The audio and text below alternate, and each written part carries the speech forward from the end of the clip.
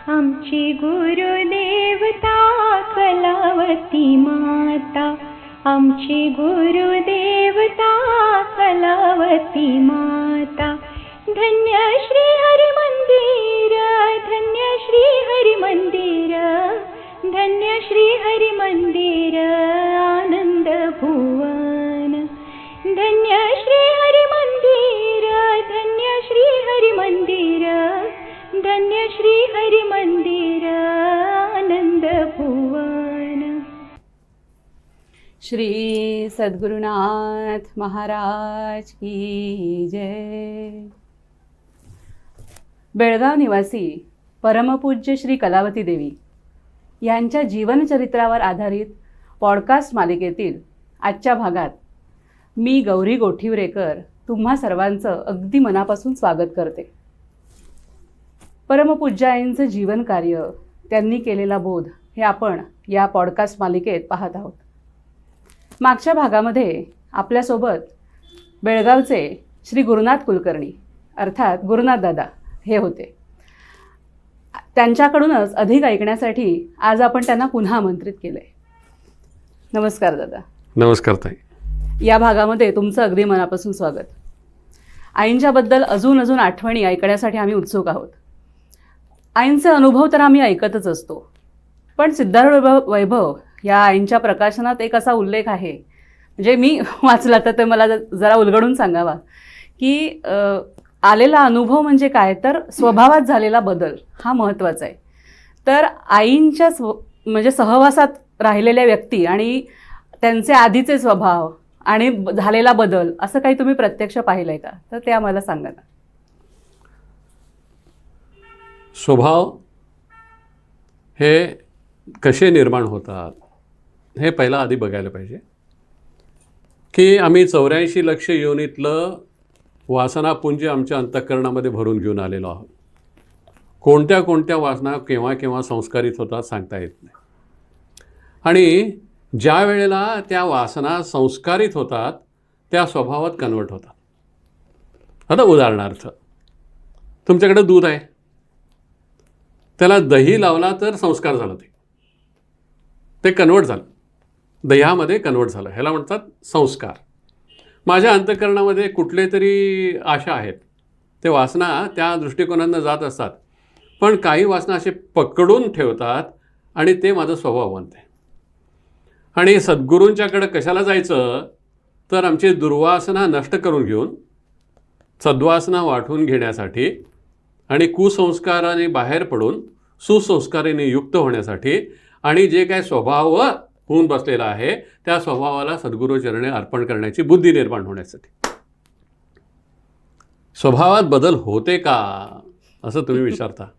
आता सिद्धारूढ वैभवमध्ये वर्णन आलेले स्वभावात म्हणजे त्या संतांच्या ह्याच्यामध्ये किती शक्ती आहे हे सांगतो.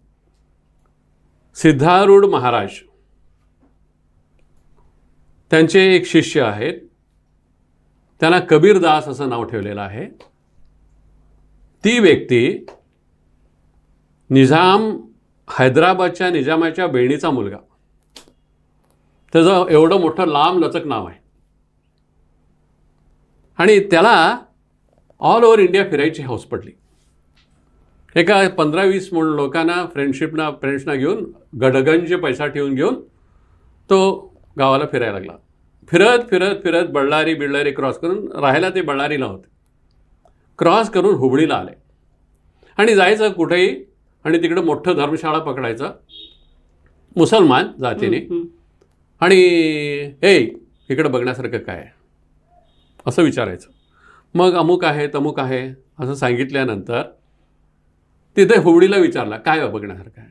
मग त्याने सांगितलं भारत मिल नावाचं मिल आहे आणि त्याच्या बाजूला सिद्धारूढ महाराजांचं मठ आहे आणि काय तसंच हॉटेल बिटेल आहेत आणि काय नाही तिकडं काय. चला म्हणून तो आला, काय असेल ते बघूया म्हणून. निजामांचा हा अंगामध्ये रोमामध्ये ते भरलेला आहे दरबारी. त्याने 10 हातात 10 अंगठ्या, ते राजेशाही पोशाख घालून सिद्धारूढ महाराजांच्या समोर आला. सिद्धारूढ महाराज शांतपणे प्रवचन करत होते. मनुष्य जन्माला आम्ही का आलोय ह्यावरती प्रवचन चाललेलं. हे देह असतानाही मिरवते आणि त्याने सांगितलेलं वाक्य, आणि गेल्यानंतरही त्याला मिरवतच घेऊन जातात. ह्या देहाचं एवढंच किंमत काय असं म्हटल्यानंतर तो भाळला म्हणे हे काहीतरी विशेष आहे. आणि त्यांच्या वाणीमध्ये इतकं गोडवा होता म्हणतात ते आनंदी आनंद झाला. आपल्या मित्रांना सांगितलं तुम्ही जावा, आता मी इकडं. तिकडं जाऊन तिथं चौकशी केली, इकडं काहीतरी खोली बिली घर वगैरे मिळते का. ते बंगलाच घेतला म्हणे भाड्याने, त्यात काय प्रश्न नाही. आणि त्याच्यात राहत होते. सकाळी ते एक दिवशी सोन्याची एक दिवशी चांदीची छडी आणि हॅ हो करत यायचं. प्रवचनाच्या वेळेला शांत. स्वभावात बदलचं संघात ऐकलं. 50 हंडे म्हणजे 5 घागरी मिळून एक हंडा होतोय. असे 50 हंडेमध्ये 50 नमुन्याची अत्तर घालून आंघोळ करत होते ते. तर स्वभाव त्यांचा. आणि एक दिवशी हे कितीतरी दिवसांपासून करायला लागले. आणि एक दिवशी सिद्धारूढ महाराज त्यांच्या घराच्या बाजूने निघाले म्हणे. मोरीतनं घाण वासायचं सोडून मस्तपैकी अत्तराचं वासायला लागले. काय हे केवढं पाणी कुठलं म्हणून कोणाला तरी विचारले म्हणे. ते तुम्ही कबीरदास म्हणता की त्याची आंघोळ चालले म्हणून सांगितले म्हणे. बघा सिद्धारूढ महाराज काय केले, दरवाजाला लाथ मारले म्हणे. हे कबीरा असं म्हटले म्हणे. बाहेर आला तो. आंघोळ जस्ट संपलेलं, टावेल असं गुंडाळलेलं बाहेर आला. कप्पा एवढ्या पाण्यात एक 5 एकर गहू पिकते रे, काय समजून घेतलं असतो असं पाणी वेस्ट करायचं. एवढं म्हटले म्हणे महाराज. अप्पा झालं माझे आंघोळ, ह्याच्यानंतर संपलं म्हटलं म्हणे. आणि आयुष्यात त्याने आंघोळ केलेलं रेकॉर्ड नाही आहे. पाऊस पडावं तेव्हाच अंग भिजावं, नाहीतर त्याने आंघोळ केलं नाही. हे स्वभावात काय बदल बघा. अहो विचार करा, 50 हंडे गरम गरम त्याच्यात अत्तर घालून आंघोळ करून त्याच्यात राहणारा माणूस एका वाक्याने पूर्ण बदलून गेला. ज्यांना तुम्ही मधलूर दादा म्हणता. प्रवचनामध्ये चरित्रामध्ये त्यांचं वर्णन खूप छान सुंदर आईने केलेलं आहे. ऐकत नाही, उलट उत्तर देतोय. शाळेला जा म्हटलं तर शाळेला जात नाही, आणि हे कर म्हटलं तर ते करत नाही. वांड आहे, उद्धट आहे, उलट सुलट उत्तर देतोय. हेच पाहिजे म्हणून हट्ट धरून बसतोय. चिडखोर आहे, भांडखोर आहे, रोज कोणास तरी भांडण करून येतोय. अशा अनेक कंप्लेंट त्यांच्याबद्दल घेऊन त्यांची आई आईंच्याकडे गेली, म्हणजे माझी आजी. परमपूज्य आई, त्या परमपूज्य आई राधाबाई कोणाबद्दल सांगायला लागला म्हणून विचारलं. म्हणे माझ्या मुलाबद्दल. पेशंट तो आहे, त्याला घेऊन या, मग बघूया. मग दुसरं दे, चल रे तिकडं आई म्हणून आहेत, त्यांना भेटायचं आहे, त्यांना तुला बोलवले. मी कशाला येऊ. मरलूर दादा असल्या ऐका कोण बाई आहे म्हणे, ती म्हणे, ह्यांच्यावर तुमचं डोकं फिरले, तुम्ही जावा, मी येत नाही. ही भाषा. पण ती पण ताकदवान होती. यायचं म्हणजे यायचं. हातात काठी घेतली म्हणे. आई सांगितली नाही स्टोरी हे. हातात काठी घेतली आणि चल नाहीतर मारते. 2 पावलं पुढं जाणार म्हणे. आई उठून चालून दाखवल्या मला, आणि 2 पावलं पाठीमागे येणार. 4 पावलं पुढं जायचं, 2 पावलं पाठीमागे. ह्या हिशोबाने तो एक तिथनं निघालेला 1.5 तासाने मंदिरात पोचला म्हणाली आई. पोचल्यानंतर बदलूर दादा सांगतात की पहिल्यांदा मला माझ्याच मनाला शिव्या द्याव्या असं वाटलं. कारण ह्या व्यक्तीला मी बाई म्हटलो. मला बघितलं नव्हतं, काय नव्हतं. अत्यंत प्रसन्न चेहरा, अत्यंत प्रेमळ नजरेने माझ्याकडे बघितले, आणि काय बाळ असं अत्यंत प्रेमाने विचारले. आजपर्यंत काय रे, कुठं, असे शब्द ऐकून मला माहीत होते. त्या प्रेमाचे शब्द ऐकलं आणि मला माहीत नाही नक्की काय झालं. आणि उद्यापासून जरा येत बा, रोज भजनाला ये, आवाज तुझा चांगला आहे, हां भजन शिक म्हणजे चांगलं होते. विचित्र म्हणतात, आई मराठीत बोलत होत्या, मला मराठी काही येत नव्हतं, मी कन्नड, हां तरी आई मराठी बोलत होत्या, काहीतरी मला भजनाला भजनिक बा असं वगैरे म्हटले. एवढं कळालं आणि नंतर सांगितलं आई मला मराठी येत नाही. आईने मला उत्तर दिलेलं काय माहिती आहे तुला, म्हणाले काय, तर मला येत नव्हतं रे, मलाही येत नव्हतं, कृष्णाने शिकवलं म्हणून आलं, तू पण शिक की. आणि त्यानंतर ते जायला लागले. त्यांच्यातलं हे जे काय गुणाचं वर्णन होतं, एकही गुण, मी तरी त्यांच्याबरोबर इतके वर्ष राहिलो आहे मधलूदादांच्याबरोबर, आणि इथे राहिलेले कितीतरी लोक त्यांचे सहवासात राहिलेले आहेत, एक तरी गुण त्याच्यातले दिसायला पाहिजे होतं. असा आईने सांगितलं वर्णन. तुझा बाप मंदिरात यायचं म्हणजे तर काय की त्याच्या चेहरा असं म्हणजे आठी घालून वगैरे कन्नडमध्ये सांगायच्या, त्याच्या चेहऱ्यावर असे जर करतात जोंधळ्याचे असे हे फेकले तर ते लाया होतील अशा त्याची अवस्था होती. असला तो, आणि इतके शांत झाले. स्वभावात बदल होत नाही असे तुम्ही सकाळी समजूत करून घेऊन नका. शांत झाले, मराठी शिकले, मराठी हस्ताक्षर त्यांच्या एवढं सुंदर कोणाचं नाही, इथपर्यंत त्यांचं मराठी हस्ताक्षर आजही सगळे लोक त्यांचे डायरे बघायला येतात, त्यांचं अक्षर बघायला येतात. मराठी शिकले, मराठी, आणि नंतर आईंच्या पुस्तकाच्या माध्यमातून जे काय प्रकाशनाच्या माध्यमातून आईने काय काय सांगितलेले भजनाचं अर्थ समजावून सांगायला ते तरबेज झाले.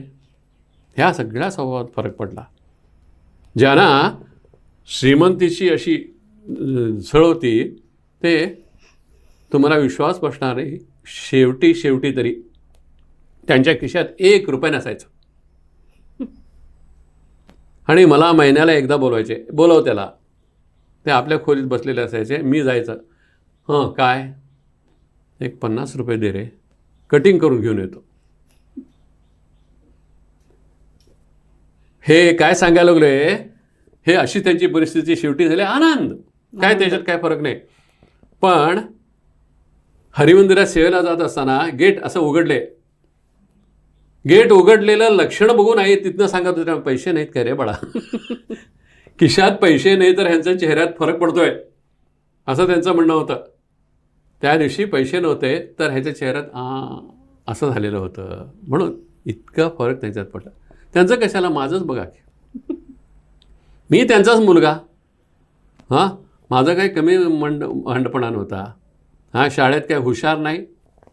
नंबर 2, मला जे पाहिजे ते पाहिजे म्हणजे पाहिजे. तुम्ही जर करता ते माझ्यासमोर हजर केला नाही तर माझ्या तर रागाचा पारा बघितला तर तुम्ही, मी कुठं बसलोय, काय करायला लागले, माझ्यासमोर कोण आहे, काही नाही. जेवणाचं ताट असं भिरकावून टाकत होतं. राग म्हणजे तर काय, ते त्यांना सगळ्यांना भीती वाटायची. तो आला तर, घरी आला तर हे नको रे काय बघ त्याचं, इथपर्यंत भीती वाटायची.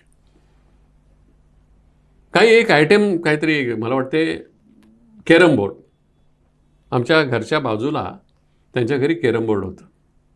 सगळं कसं सूक्ष्म असते ते सांगतो. कॅरम बोर्ड खेळायला आम्ही जात होतो. त्या दिवशी त्यांच्या घरी त्यांचे पाहुणे आले आणि म्हणून मला कॅरम बोर्ड खेळायला मिळालं नाही. नाही आमचे आलेत आता, आज नको तू, असं म्हटले. मोठा अपमान. घरी येऊन मोठ्यांदा आरडाओरडा करायला सुरुवात केलं आणि मला आत्ताच्या आत्ता कॅरम बोर्ड पाहिजे म्हणून हट्ट केलं. मग कॅरम बोर्ड पाहिजे म्हणून हट्ट केल्यानंतर आणूया, रविवारी आणूया, बुधवारी आणूया, असं करत करत ढकललं. एक दिवशी चिडून बाप आहे, आई आहे, काय विचार न करता काय पाहिजे ते तोंडात येईल असं बोललो. एवढं करायला येत नाही तर कशाला जन्माला घातला वगैरे इथपर्यंत. मग शेवटी आई म्हणाले जावा की आणा, ते किती पडते त्याला. मग आणून घरी ठेवले. अजूनही माझा पारा उतरला नव्हता. आणून ठेवल्या ठेवल्या त्याच्यावर दाण दाण दाण दाण दाण नाच करून मोकळे तुकडे तुकडे करून टाकले. नको तुमचं, मला केव्हा पाहिजे होतं तेव्हा आणला नाही तुम्ही. त्या दिवशी मात्र दोघांनाही भीती वाटली आईवडिलांना. आईंच्याकडं केस गेलं. आई म्हणाल्या, त्याला आणलाय काय? होय आलाय, त्याला बोलव. आणि तुम्ही बाहेर बाळ. त्यांना बाहेर घालून आई मला म्हणाल्या, काय रे, हा राग आतनं येतोय की बाहेरनं येतोय? असं विचारल्या. मला काही उत्तर द्यायला कळालं नाही. ते आलं की नाही बरं वाटते का? दुसरा प्रश्न विचारल्या. ते मात्र सांगितलं नाही म्हटलं.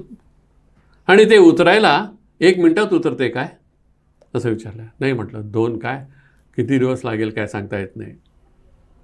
मग कमी व्हावं असं वाटतंय काय तुला असं विचारलं.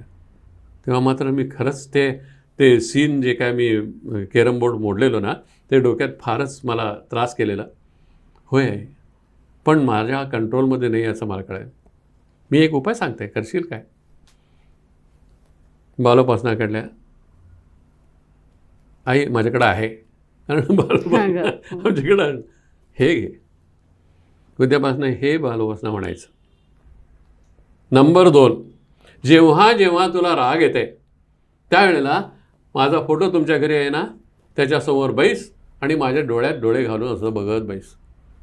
तो चढलेला पारा असं हळूहळू हळूहळू ताप उतरल्यासारखं उतरवून तुला त्याचा अनुभव येतो आणि तुलाच तुझ्या चेहऱ्यावरती एक मुस्कुराहट येते. ते एक छान वाटते. तिथनं उठ, नंतर बाकीचं करायला सुरुवात कर. दुसऱ्या दिवशीच मला राग आला. मी फोटोकडे गेलो आणि तसंच आईने सांगितल्यासारखं असं बघत बसलो. आईने सांगितल्यासारखं ते उतरलं. पारा उतरला, इतका उतरला, इतका उतरला की त्या दिवसापासून मला आठवत नाही की मला राग आला. स्वभावात इतका फरक होतो, नक्की फरक होतो. पैसे चोरायची मला हौस होती. घरातले पैसे चोरायची, वडिलांच्या खिशातले पैसे चोरायचे, आई डब्यात कुठंतरी घालून ठेवलेले असले ते पैसे चोरायचे त्यांना न कळता. तर त्यावेळेला त्यांना आधी माहीत नव्हतं कशासाठी चोरत होतो, काय चोरत होतो, हे दुनियाच आहे.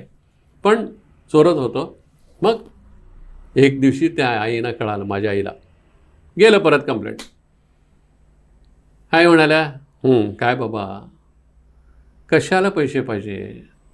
एक काम करशील काय? म्हणाले, काय? मला अमुक अमुक कारणासाठी पैसे पाहिजे म्हणून तुझ्या बापाला विचारायचं.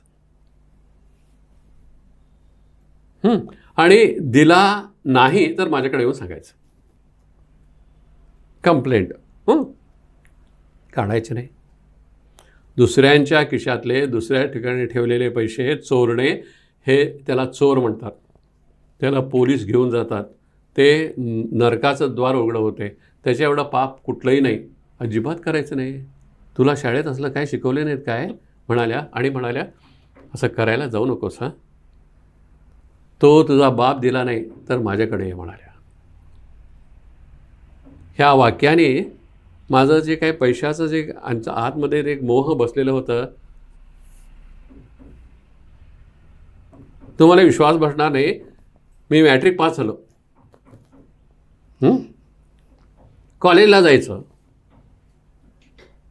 तर 175 रुपये फी होतं. किती? 175 रुपये फी होतं. आणि 175 रुपये आमच्याकडे नव्हते.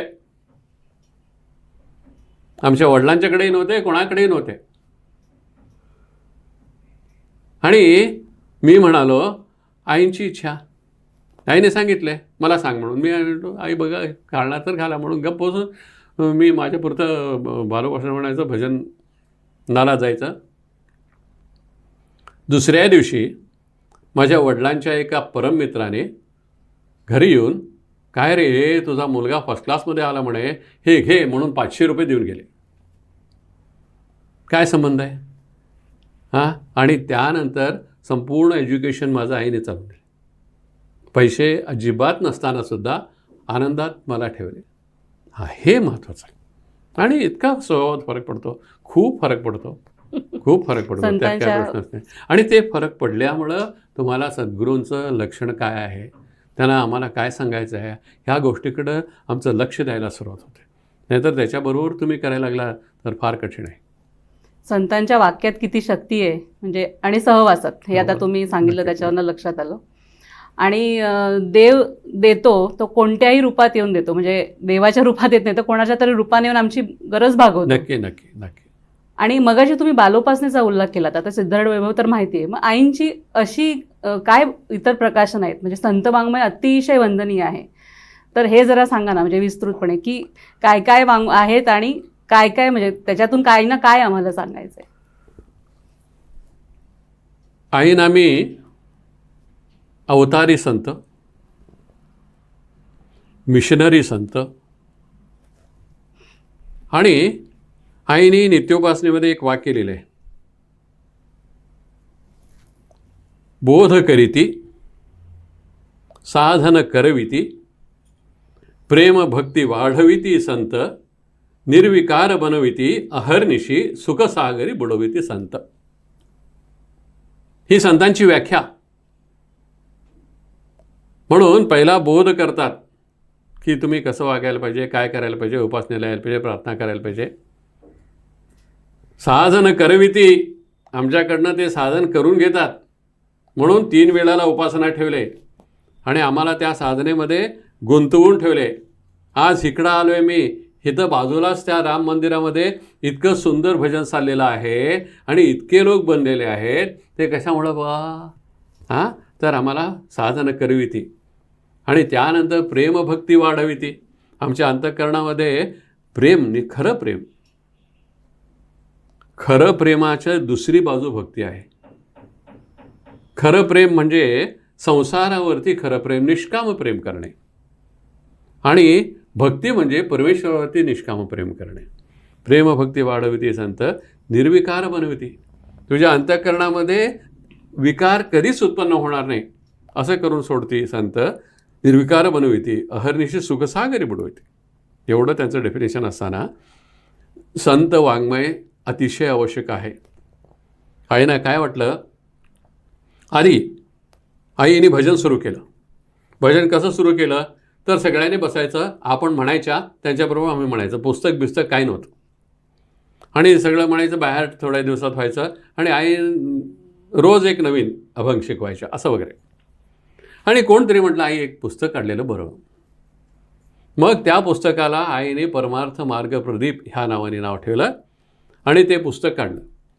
ते पहिलं भजनाचं पुस्तक, ज्याच्यामध्ये उत्सवाचं वेगळं आणि हे वेगळं असं नव्हतं, सगळं कंबाईंड. त्याच्यामध्ये शतानंद लहरी, सिद्धानंद लहरी ह्यासुद्धा होत्या. म्हणजे तर काय की नित्योपासन रात्री म्हणतो ते रोजचं भजन, रोजच्या भजनामध्ये वाचन तेव्हा आलेलं नव्हतं. आता आजकाल वाचन आलं आहे ना, ते त्यावेळेला वाचन आलेलं नव्हतं. 18 ते 20 भजन असायचे, आणि ते पुस्तक अजूनही कुठं कुठं तुम्हाला जुन्या ह्यांच्याकडं मिळेल ते असे भजन असायचे. त्याच्यामध्ये कन्नड भजनं, हिंदी भजनं, मराठी भजनं, सगळ्या नमुन्याचे भजनं असायचे, त्यात काय प्रश्न नाही.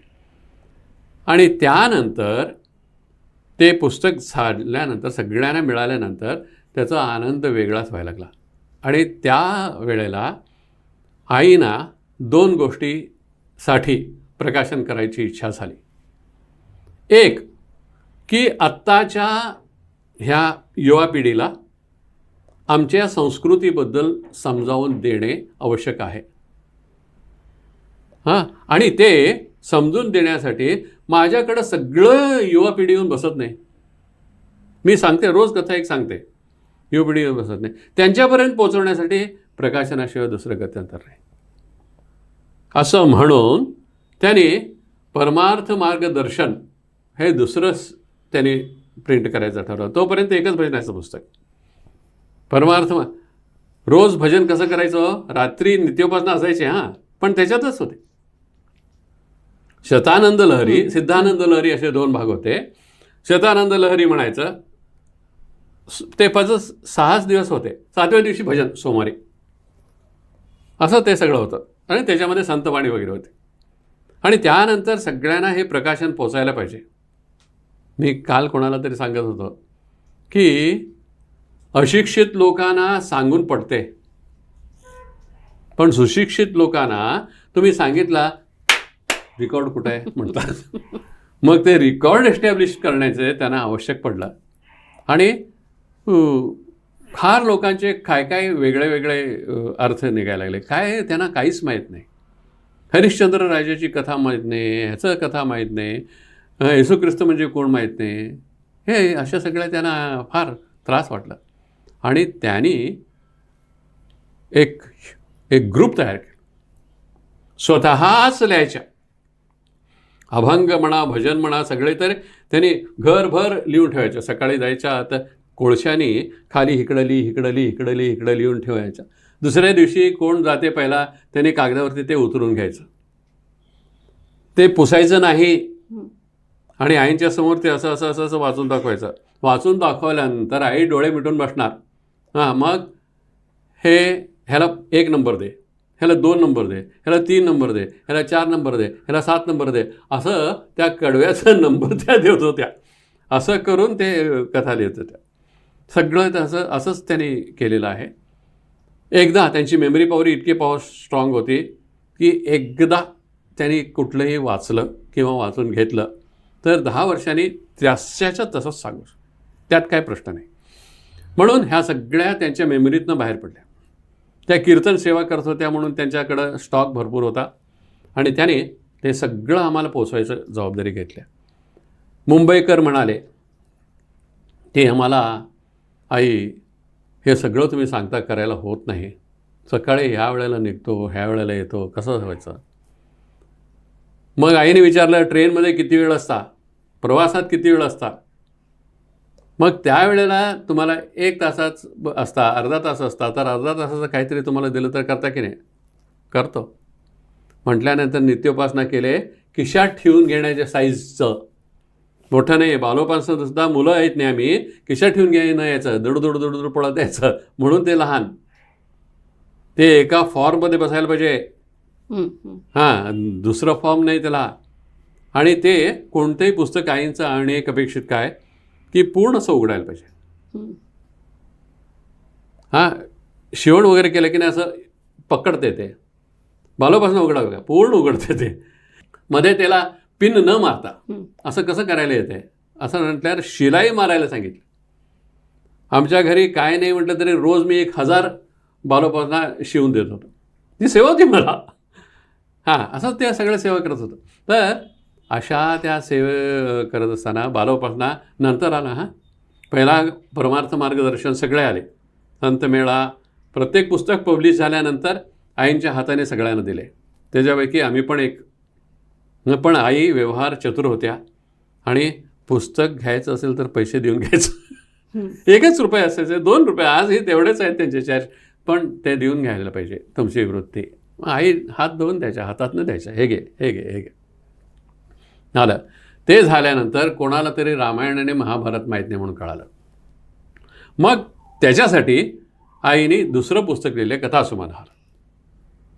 त्या कथासुमनहारमध्ये रामायण आणि महाभारत आता सध्या एवढंच आहे. जुन्या कथासुमनहारमध्ये हे सगळे नवीन एडिशन आहे. म्हणून आयना काय म्हणतो, मोस्ट फायनेस्ट एडिटर. पहिलं प्रकाशन दुसरं प्रकाशनापेक्षा वेगळं असणारच असं त्यांच्यामध्ये. तर कथासुमनहारमध्ये रामायण महाभारत अधिक विशेष संतांच्या कथा अशा होतं. त्या संतांच्या कथेमध्ये एकनाथ महाराजांची दुसरी कथा, तुकाराम महाराजांची दुसरी कथा, ह्या सगळ्या अशा कथा त्या सगळ्या त्याच्यात ओवलेल्या होत्या. आणि त्या सगळ्या सिलेक्ट करून सिद्धारूढमध्ये घातल्या. मग सिद्धारूढमध्ये त्या संतांचं दुसरं अनुभव आणि हे असं मिळून केले. सिद्धारूढ वैभव आधी श्रीकृष्ण प्रताप आणि सिद्धारूढ वैभव आधी सहज सरळ होत्या. कृष्णाची कथा आणि सिद्धारूढ महाराजांची कथा. आता त्यानंतर ह्याच्यात गवळणी घातल्या, गोड केल्या त्याला. आणि ह्याला सिद्धारूढ वैभवमध्ये सगळ्या सिद्धपुरुषांचा अनुभव घातल्या आणि त्याला गोड केल्या. त्यामुळं काय झालं, त्याचं ग्रेस वाढलं. आज सिद्धारूढ वैभवाचं पारायण करून कितीतरी उद्धार झालेत लोक. गुरुचरित्र पारायण एवढं त्याला थोरता मिळालेली आहे. मला सांगतात ते मी केलं.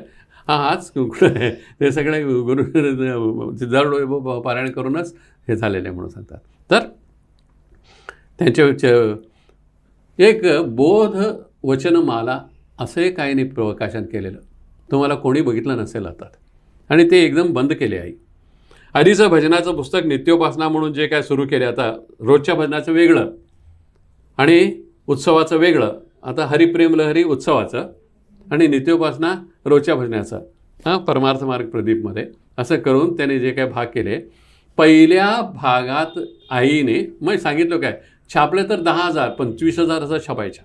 त्यांना काय विकायची भीतीच नव्हती. तर त्याच्यामध्ये प्रत्येक पानावरती शेवटी एक बोधवचन होतं. त्याच्यातलं मला न विसरलेलं एक बोधवचन आजही, ते केव्हा हिच्या एवढं असताना काढलेले पुस्तक ते. त्याच्यामध्ये गेले की संत, वैद्य आणि वकिलांच्या समोर कधी खोटं बोलू नये, असं त्यांनी लिहिलेलं अजूनही मला आठवते. तर असे प्रत्येक पानावरती एक असं होते. नंतर ते हळूच विड्रॉ केले आणि ते बोधवचन मला पण विड्रॉल केले. नंतर बोधामृत, ज्याला महाअमृत म्हणायचं आहे, सर्व उपनिषद सार, दशोपनिषद सार म्हणून त्याला म्हटलं जाते. सिद्धारूढ महाराज अनुभवसार नावाचा एक ग्रंथ घेऊन ते पठण करत होते. त्या अनुभवसार ग्रंथामध्ये दश उपनिषदचं सगळं सार त्या निजगुण शिवयोगीनी भरून ठेवलेलं होतं. अभंगाच्या माध्यमातून येते, गद्य नाही आहे. प्रत्येक अभंग त्याच्यातलं सांगत गेलेलं आहे. तू नित्य परिपूर्ण आहेस, तू ब्रह्म आहेस, अयम आत्मा ब्रह्म, तू तत्त्वमसी, अशा सगळ्या सांगितलेल्या त्या गोष्ट आहेत. त्या सगळ्यांना घेऊन त्याचं मी काल सांगितलं, ते बोधामृत तयार व्हायच्या अगोदर मधुर दादांना एक पुस्तक सापडलं हुबळीमध्ये. त्या पुस्तकाचं नाव होतं, कबीरदासाने लिहिलेलं. त्या पुस्तकाचं नाव होतं दशोपनिषद सार. सिद्धारूढ वैभव त्या हे दशोपनिषद सार पुस्तक मिळाले मला, हे बघा म्हणून आहेत. मग आई म्हणाल्या, होय मग ठीक आहे, उद्यापासून सकाळी ये. मधुर दादा रोज सकाळी जायला लागले. दशोपनिषद सार घरी वाचायचं. कन्नड सगळं डोक्यावरनं गेले म्हणतात मधुर दादा, कन्नड पंडित ते. आणि डोक्यावरनं गेलं. आईने बोधामृत शुद्ध अत्यंत सोप्या शब्दात सांगितलं. मीच लिहून काढलेलं आहे, पूर्ण बोधामृत मीच लिहून काढलेलं आहे. बोधामृतसुद्धा आत्ताचं वेगळं आणि त्याच्या अगोदरचं वेगळं होतं. आता जरासं त्याला एक्सटेन्शन वगैरे झालेलं आहे, लक्षात आलं. हे पलीकडं आणि काही नाही. एवढ्या सगळ्या ग्रंथामध्ये त्यांचे कुठले कुठले प्रकाशन बघा. परमार्थ मार्ग प्रदीपमध्ये 2 भजनाचे, नित्योपासना रात्रीचं, हे अभंग आणि स्तोत्र माध्यमातून आहे. आणि गद्य माध्यमातून परमार्थ मार्गदर्शनामध्ये 5 गोपाळकाला, लहान मुलापासून सगळ्यांच्यापर्यंत ते पोचण्यासारखं ते विचार, बोध, नीती, ह्या सगळ्या गोष्टी, त्याचा तात्पर्य कथा, 2 सत्वशील राजे, जे राजे थोर म्हणून होऊन गेले आमच्या देशामध्ये, त्या सगळ्या राजांचं, सुबोध बानू, सगळे धर्मसंस्थापकांचं बद्दल, शंकराचार्यापासून मोहम्मद पैगंबरापर्यंत सगळ्यांचं काही भीड न ठेवता. आणि त्यानंतर संतमेळा, भारतामध्ये असलेल्या सगळ्या संतांचं वर्णन एकाच पुस्तकात तुम्हाला मिळायचं म्हणजे तर ते एकच आहे. आणि शेवटचं आहे त्रिवेणी संगम. त्रिवेणी संगम म्हटलं तर ते त्रिवेणी संगमच, त्यात काय बोलायला येत नाही. कारण का तर त्रिवेणी ह्या शब्दाचा काय अर्थ आहे तर 3 नद्या एककडं जिथे जमतात त्याला त्रिवेणी संगम असं म्हटलेलं आहे. तर 3, एक पतिव्रती, दुसरे ज्ञानी, चुडालासारखे ज्ञानी, आणि तिसरे महाभक्त, या सगळ्यांचं त्रिवेणी संगम करून, आणि त्यातल्या त्यात सगळ्या त्रिवेणी संगमात असलेल्या डुबलेल्या स्त्रिया आहेत. त्यांचं एक एक वाचलं ना अंतःकरण भरून येते. इतकं परिणाम होते तुमच्या. ते रोज वाचनात ठेवायला पाहिजे, त्यात काय प्रश्न नाही.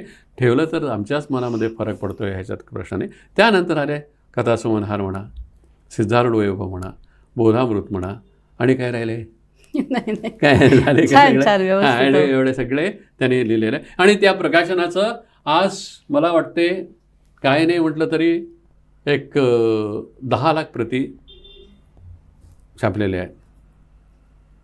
इंग्लिशमध्ये बेस्ट सेलर असं वगैरे शब्द वापरतात. त्याच्यापेक्षा सुपरलेटिव्ह मला मिळालेलं नाही. आणि अगदी नाममात्र बेस्ट किमतीत आहे सेलर ना? हार्डली 1 लाख सेल झालं तर ते बेस्ट सेलर म्हणतात. आणि आईंचे 10 लाख सेल झाले तरी शांत आहेत.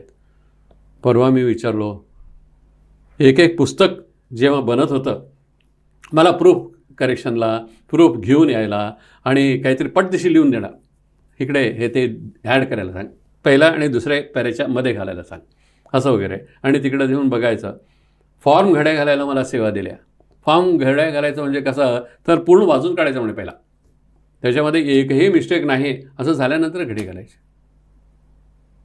आणि त्याच्यातलं समजून घ्यायचं ते काय सांगितलेलं आहे, उगीच वाचायचं नाही ते काय कथा सांगितलेलं आहे, काय सांगितलेलं आहे.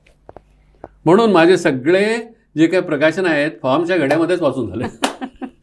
फारच छान. अगदी म्हणजे जसं कल्याणांचा दासबोध एकच त्यांनी काय म्हणाले, एकदाच पारायण केलं लिहितानाच, पण तोंडपाठ होतं, त्याप्रमाणेच झालं असं म्हणायला हरकत नाही.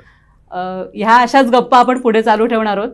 आज तुम्ही खूप छान पद्धतीने म्हणजे आईंची प्रकाशनं म्हणजे वाङ्मय कसं आहे आईंचं ते खूप छान पद्धतीने आम्हाला सांगितलं. आपल्या प्रेक्षकांना त्याचा नक्कीच फायदा होईल याचं मला अगदी खात्री आहे.